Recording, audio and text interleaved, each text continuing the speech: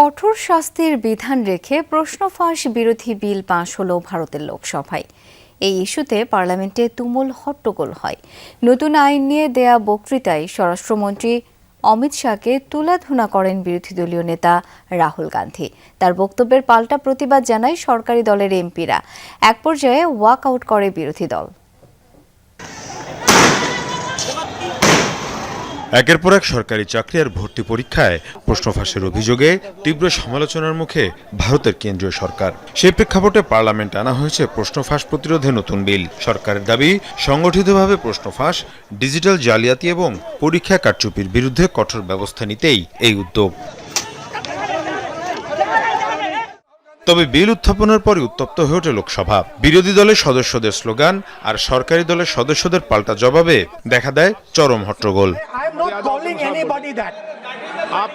কংগ্রেস নেতা রাহুল গান্ধীর অভিযোগ, বছরের পর বছর ধরে লাখো শিক্ষার্থী প্রতিযোগিতামূলক পরীক্ষায় অনিয়মের শিকার হয়েছেন। ছাত্র আন্দোলনে বল প্রয়োগের অভিযোগ তোলেন স্বরাষ্ট্রমন্ত্রীর বিরুদ্ধে।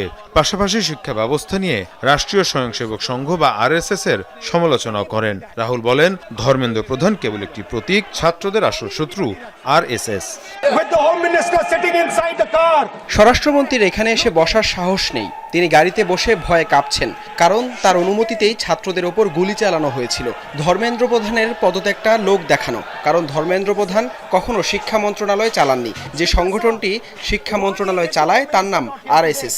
ধর্মেন্দ্র প্রধান একটি প্রতীক, আসল শত্রু হলো RSS। অন্যদিকে বিজেপির বক্তব্য, বিরোধীরা রাজনৈতিক উদ্দেশ্যে বিষয়টিকে ভিন্ন খাতে নেওয়ার চেষ্টা করছে। রাহুলের মন্তব্যের করা সমালোচনাও করা হয়। রাহুল গান্ধী যে ভাষায় কথা বলছেন তা পার্লামেন্টের আচরণবিধির লঙ্ঘন। তিনি আসলে রাজনীতি থেকে ভ্যানিশ হয়ে যাচ্ছেন। তাই ছাত্রদের আন্দোলনের ওপর ভর করছিলেন তিনি।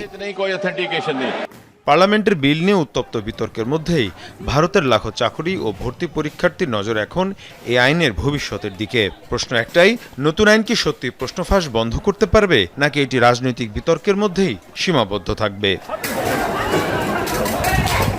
মীর মুশফিকা হাসান, যমুনা নিউজ।